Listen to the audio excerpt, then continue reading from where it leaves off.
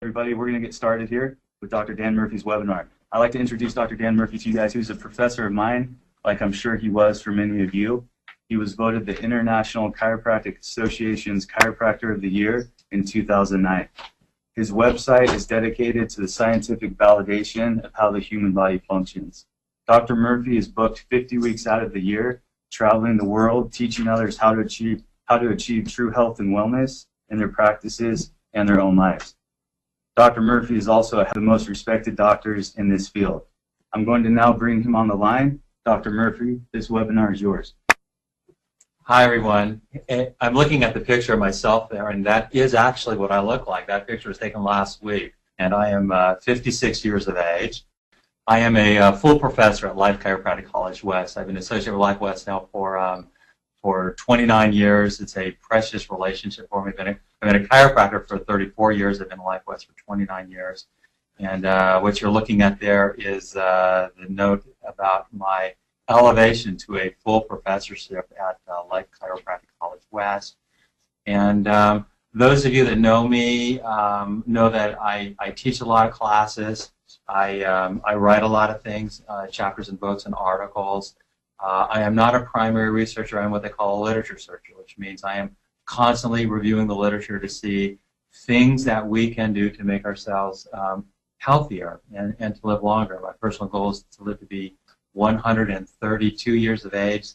The reason that number is that I would love to see my oldest daughter turn 100, and she came when I was 32 years of age, so I'm trying to push up to 132. So I've done everything I can trying to figure out the strategies that can help me do that, short of caloric restriction. I've tried caloric restriction, and frankly, I would rather be dead than do caloric restriction. It just seems like it's absolutely no fun.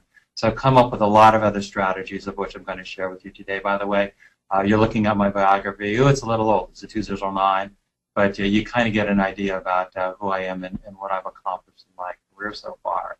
What I did yesterday is I went to the PubMed database, and for those of you that are unfamiliar with the PubMed database, the PubMed database is, quote-unquote, the real literature. The PubMed database is the search engine for the National Library of Medicine of the United States of America that is physically located in Bethesda, Maryland. This database has around 20 million articles, probably just over that now. It tends to log in about another 7,000 articles per day. And looking at what makes us old or what makes us ill, the theory that is most prevalent in the literature is called the free radical theory of aging, and that you can search it very easily by just going to the PubMed database and typing in reactive oxygen species, which I did yesterday. By the way, the call letters, if any of you want to do this on your own, is www.pubmed, which is PUBMED.gov. And then that will give you a page where you can type in whatever you want on the search bar. Last night I typed in reactive oxygen species, and just take a look. There's 113,166 articles that will be pulled up by typing in those keywords as of last night. I also typed in the words on a product that I'm going to talk about today. It's called Protandem. If you go to the PubMed database and you type in Protandem, there are 8 articles that have been published so far. All of them are fun. All of them are very interesting. The one that I'm going to talk a little bit extra about is the very first one that was ever done, and it's number 8 here. So a little bit later in the presentation, I'm going to show you some specific components of that article. But if you look through all of these articles, but the very first one, which is the most recent, all the rest of these articles have a common author, and it's this guy here. His name is Joe McCord. And McCord's going to be a big player. I mean, this guy discovered one of maybe the most important thing in longevity, and he did it back in 1969. Yet a lot of people, including healthcare providers, do not understand what it is. And so part of my assignment this day is to make sure that you know what it is. I went to the very first, out of those 113 plus articles, the very first article on free radical and aging was done by this guy, a guy named Denham Harmon. And he was from the University of California at Berkeley. And he got it published in 1956 in the Journal of Gerontology. So this is what they call the PubMed abstract. So I just popped it up. And then, as you can see over here, you can get the full article. So I did that. And I just scanned it into my presentation. And it's 1, 2, 3 pages long. But I scored certain parts of it. jumping back up for a second, aging, a theory based on free radical and radiation chemistry, Denham Harmon, MD, PhD, from the University of California at Berkeley, which is not too far from Life Chiropractic College West, where I'm part-time faculty. Both are in Alameda County in Northern California. The parts that I scored: deleterious side effects of free radicals, which are normally produced in the course of cellular metabolism. Since genes would be expected to be attacked occasionally, it would be anticipated that mutations and cancer would result. A slow oxidation of connective tissue by molecular oxygen catalyzed by metals. And this is going to be important for us this day, this presentation. Looking at metals right here. Metals are important because when we get in contact with metals, we increase the productions of free radicals, which means neutralizing these free radicals becomes ever so much more important. Further down says increased cellular concentrations of an easily reduced compound such as cysteine, which affords some radiation protection, would be expected to slow down the aging process and thereby to put off the appearances of diseases associated with it. The key word in this paragraph is actually the word cysteine, which is why I scored it under with red there. That's because cysteine is an amino acid. And the key is when cysteine exists as a component of a protein, and that proteins are put together by genes. So that if you could turn on genes that produce proteins that have cysteine, you are better at neutralizing free radicals. Now, this is 1956, and remember, this is part of what I will tell you Dr. Joe McCord did. He figured out a way to upregulate these genes that are related to this and other ways to neutralize free radicals. Lastly, hydrogen donors, such as, once again, cysteine, for example, might be of benefit in the fields of cancer, chemotherapy, and nutrition. We're going to look at it specifically this day from a nutritional perspective. Summary: aging and the degenerative diseases associated with it are attributed basically to the deleterious side effects of free radicals on cellular constituents and on connective tissues. The free radicals probably arise largely through reactions involving molecular oxygen catalyzed in the cells by oxidative enzymes and in the connective tissues by trace metals such as we will look at a number of them. My favorite books on this, I'm a book reader. Those of you that know me know that my passion is reading technical books. This book I found to be very interesting, a book on antioxidant adaptation, its role in free radical pathology. So much of what I'm going to cover with all of you for the rest of this webinar is in fact well summed up in this particular book. It's kind of technical. I also like this book. I know that some of you that are listening to me are trainers. This is one of the most awesome books ever because this is the guy that got America exercising. His name is Ken Cooper. Some of you who are younger don't remember Ken Cooper, but in the late 60s, he started the aerobic movement. He wrote a book on aerobics. In fact, he's actually the guy that invented the word aerobics. But after 26 years of research, he says there's a problem, and that is if you over-exercise and don't have adequate antioxidant defenses, you actually accelerate the aging process and the degenerative disease process. So when you look at the words up there next to his picture, delay the signs of aging and reduce the risk of cancer and heart disease with this powerful new prevention program. That's what we're going to talk about. We're going to talk about the best stuff in prevention of these free radical things that I have seen so far in the PubMed database. This book here is extremely readable. In fact, I believe all of you that are listening to me should read this book if you have not done so already. I know a lot of you have already read this book. A lot of you have my suggestion, The Antioxidant Miracle by Les Packer, also from the University of California, Berkeley, one of the top antioxidant researchers in the world today. Very simple book to read. Like it quite a bit.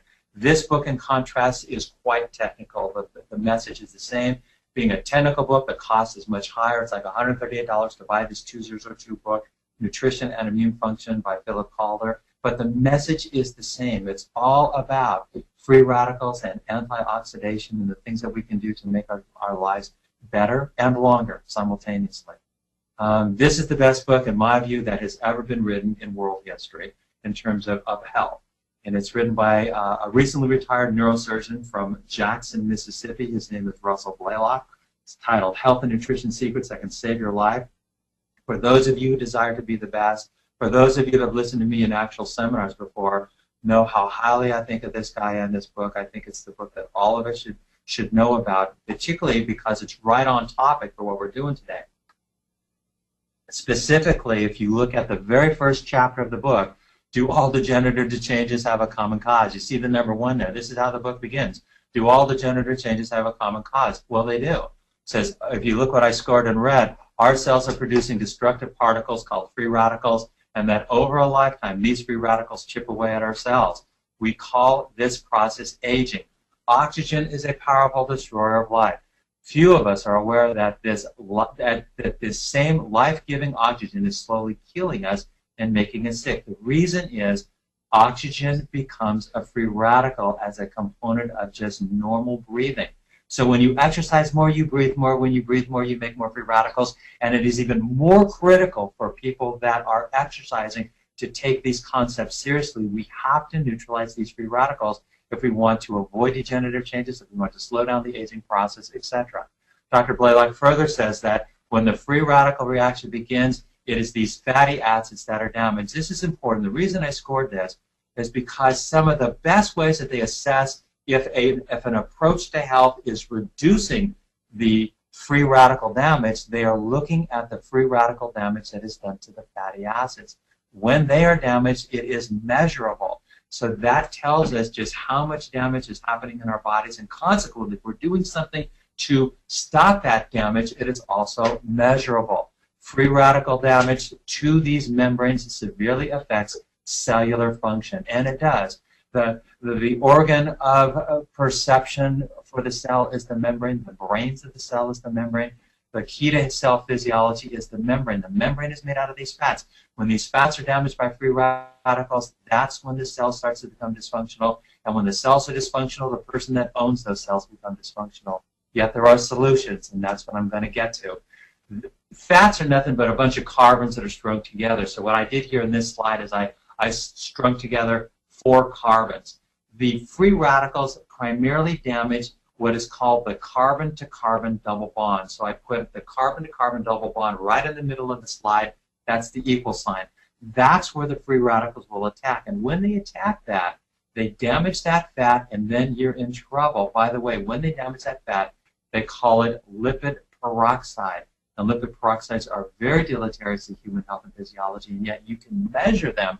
There's a number of ways to measure them. I will show you probably the best accepted way to measure them as I continue down this presentation. The origins of free radicals, metabolism, that just means breathing, inflammation, stress, environmental toxins. I'm going to talk primarily about those 4 guys as we continue down this presentation. I'm also a very big fan of this book by Dr. David Perlmutter.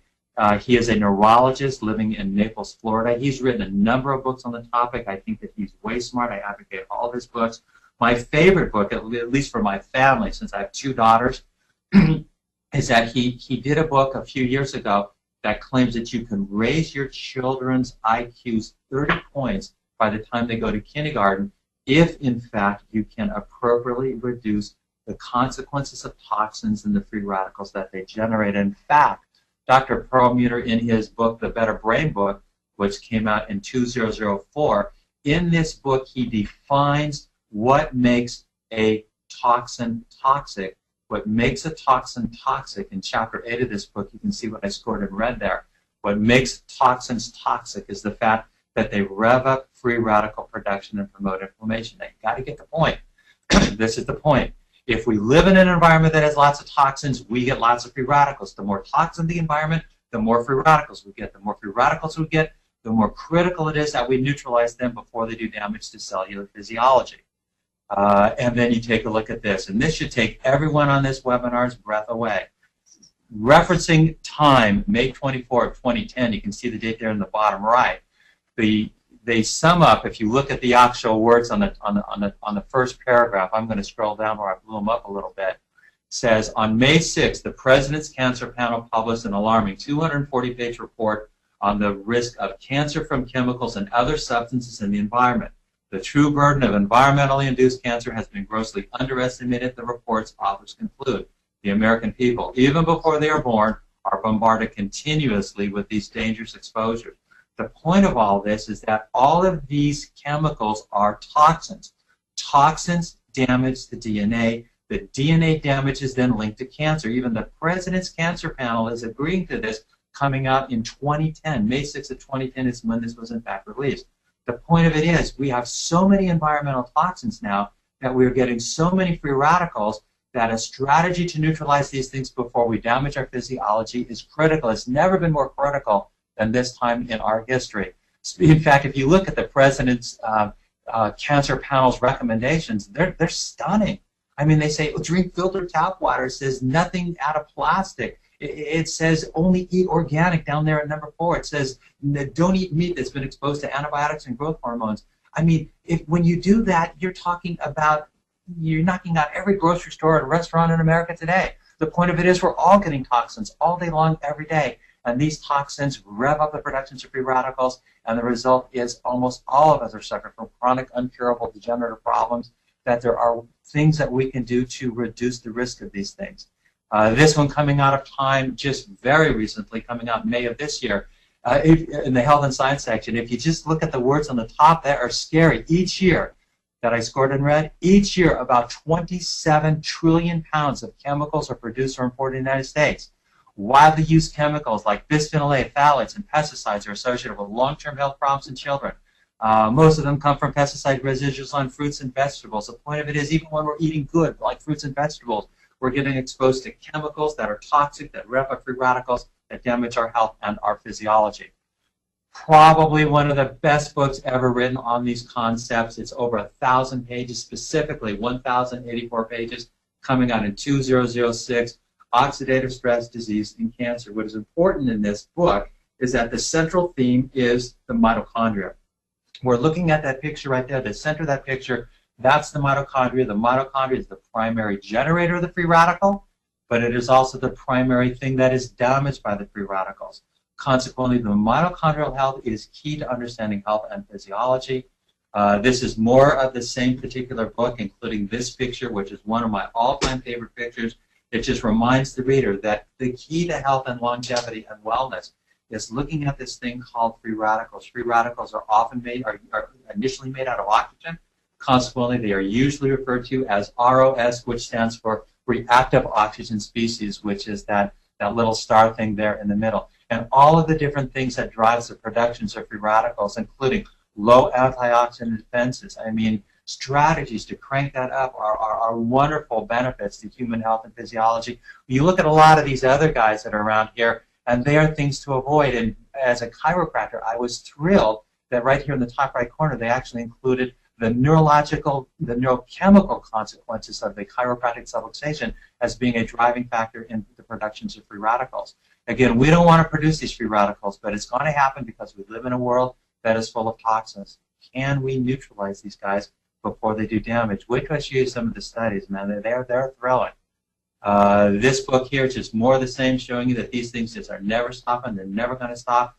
A 2008 book, Oxidative Stress and Aging from Model Systems to Human Diseases. Take a look at what's on the cover of their book. Aging, a Theory Based on Free Radical and Radiation Chemistry by Denham Harmon, which we had earlier in this presentation. This book here, Mitochondrial Medicine, also coming out in 2008. These are expensive medical texts. It costs a couple $100 to buy. Those of you that have seen me on the road doing my classes know that I go over facets of these books that I think are appropriate to the class, but they're fascinating to know because once you do this, you get a unique perspective on health, disease, and degeneration, and the things that are necessary in order to change the tide, in order to change what's going on, in order to help people who desire to live healthily to 132 actually have that potential. That, once again, is my personal goal. All of these guys are talking about the mitochondria. Remember, the mitochondria is the organelle within our cells that makes us energy. It gives us the energy to be 98.6 degrees Fahrenheit and to move our muscles and to talk and to listen and all of these things. It's based upon this energy. But the problem is, as we make this energy, we also make free radicals. And these free radicals are probably the key to health and longevity and to aging and to degeneration.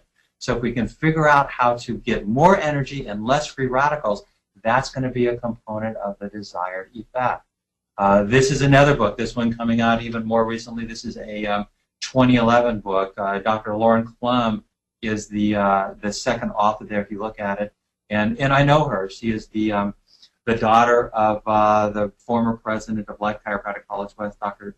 Jerry Klum, who I think the world of. And I know his daughter quite well, and I see her around, and I acknowledge her as being a very smart person who I always want to claim that I have some influence on the students that I've had that go on to make their own way and do things like this, because this is sort of the message that I share at the college. The bottom lines are here.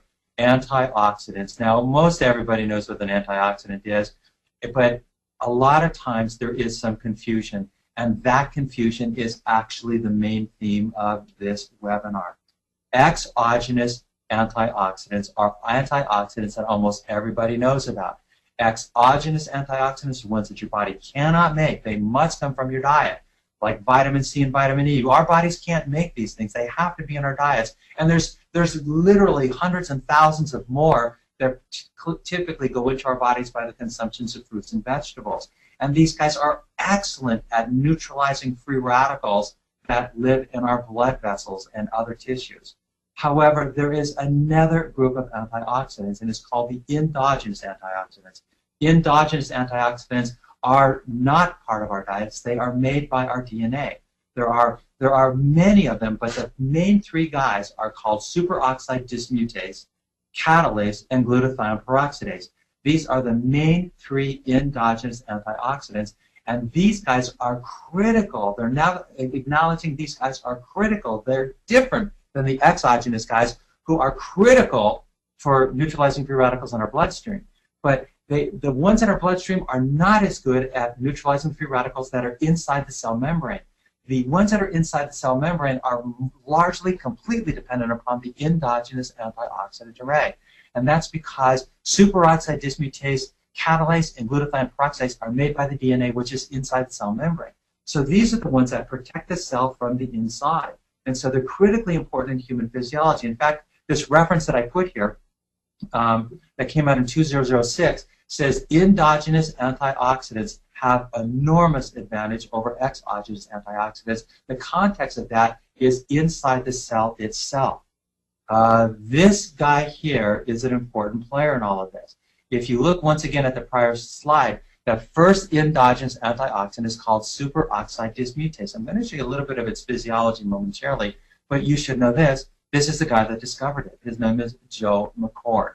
And Joe McCord, if you remember when I did the Protandem database search in the National Library of Medicine using PubMed, this guy was a co-author on 7 of the 8 articles that have so far hit the PubMed database. And he discovered superoxide dismutase, and consequently, he is a pioneer in changing the whole way we think about free radicals and antioxidations. Joe McCord did this in 1969, and the result, he got the Kresser Medal, the Elliott Kresser Medal, and other recipients include none other than Henry Ford, Orville Wright. This gets closer. ASE, superoxide dismutase, ASE. ASE means it is an enzyme. All enzymes are proteins. All proteins are assembled by our DNA. The 3 main endogenous antioxidant protein enzymes made by our DNA are superoxide dismutase, see the ASE there, catalase, once again see the ASE there, and glutathione peroxidase. Hey, by the way, it's the glutathione that has the cysteine amino acid that makes it in part work so well. The real technicality of it, and this isn't too bad, it can be way worse than this. This is not that bad. If you kind of look right here, we make the energy of life, the ATP of life, the energy that makes us work, we make it out of oxygen and glucose. Fortunately, about 95% of the oxygen and glucose that we consume goes to make ATP energy. The problem is about 5%, at least from the writings of Dr. Russell Blaylock, about 5% create free radicals. Often these free radicals are made out of oxygen. Often they're referred to as oxygen-free radicals.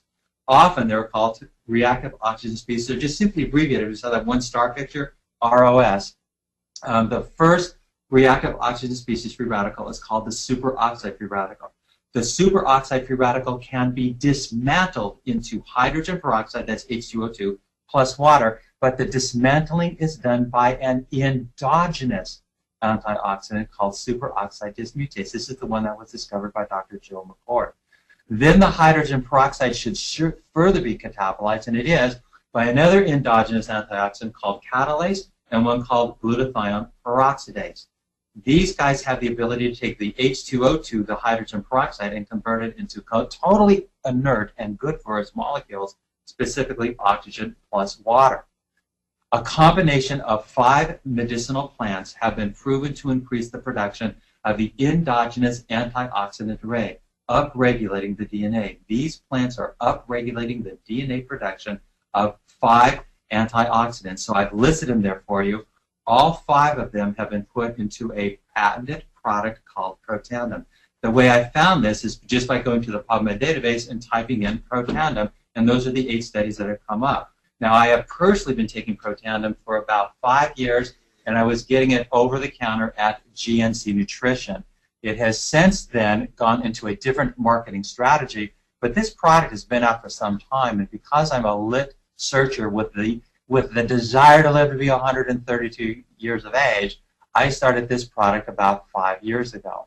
This is my favorite article. Like I say, there's 8. This is the 8th article that we looked at, and it's called Induction of Human Superoxide Dismutase and Catalase in Vivo, means in living people, a fundamental new approach to antioxidant therapy. Again, you look at the last author there, it's Dr. Joe McCord. He's the guy that discovered superoxide dismutase. You can see very clearly there that the product that they're using is Protandim. What they're looking at on live humans, they're assessing lipid peroxidation products, and they give you the words, and they frequently just slang out the word and call it T-bars.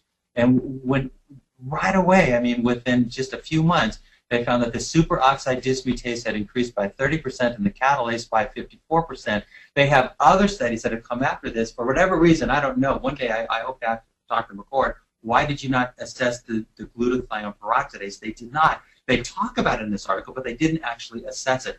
Other studies have, and it went up even greater. There's one study I saw that it went up 300%, which is pretty important. If you look at these words here that I've scored, oxidative stress is now recognized to be associated with more than 200 diseases, as well as the normal aging process.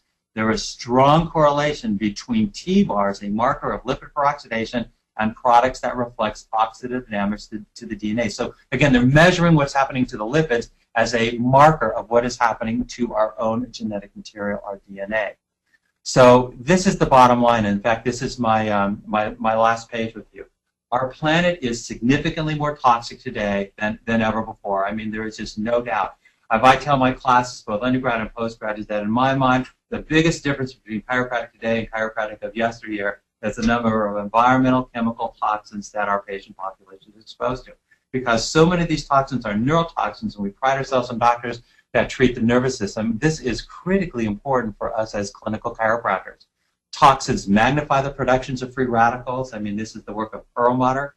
It says, our people are living in silent inflammation. Our average omega-6, omega-3 ratio is about 25 to 1. It should be less than 4 to 1.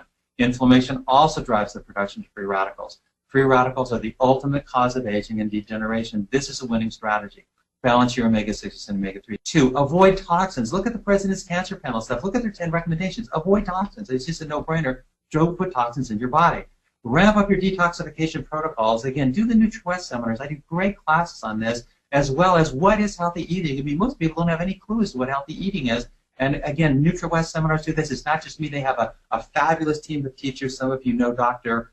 John Brimhall, a friend of mine, who also does fabulous classes for NutriWest.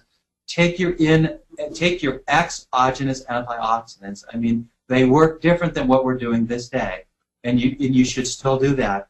And lastly, upregulate your own genetic endogenous antioxidant array. This is some of the ways that low-level laser therapy works, but as far as I can tell, the protocol that has more research behind it than anything else is taking this product called Protandim. So as far as I can tell, all of us should be doing all of these every day, and a lot of us are, but we have missed this upregulation of the endogenous antioxidant array on a daily basis through taking a really simple combination of 5 medicinal plants that they put together called Protandim. So the big announcement that they have been advertising on my behalf is that Protandim and the company that actually makes them, Protandim is the product, the company that makes it is called LifeVantage. They have approached me and they have asked me to initiate a partnership with them, and I have done so.